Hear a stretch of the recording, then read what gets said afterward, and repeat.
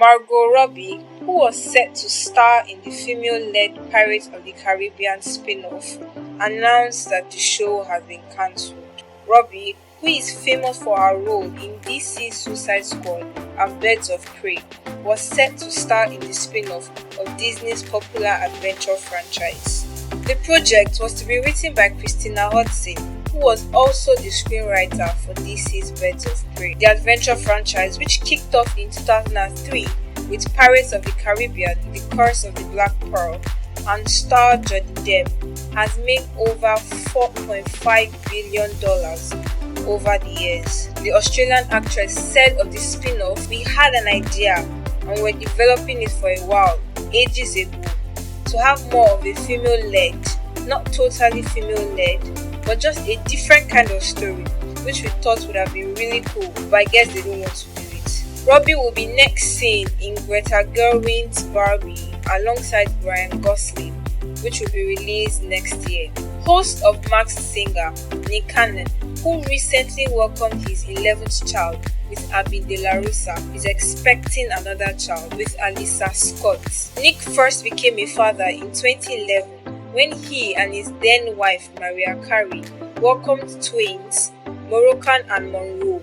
Nick is already parents to twins Zion and Zillion with Abby De La Rosa. He also has 3 children with Brittany Bell and also his first child with Lanisha Cole and legendary love with Brie Tessie.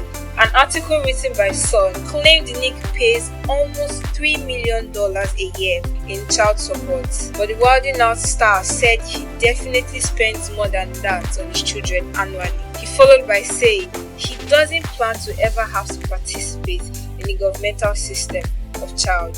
The story of rap superstar Snoop Dogg is headed to the big screen. Universal Pictures is developing a film about the rapper with Snoop as a producer, written by Black Panther screenwriter Robbie Cole and directed by Menace to Society creator Allen Hughes. Snoop made his way into music scene in the early 90s in the West Coast, where he teamed up with Dr. Dre. In a statement, Snoop explains, "I waited a long time to put this project together because I wanted to choose the right director, the perfect writer, and the greatest movie company I could partner with that could understand the legacy that I'm trying to portray on the screen and the memory I'm trying to leave behind." He went on further to say, "It was the perfect marriage. It was holy matrimony, not holy macaroni."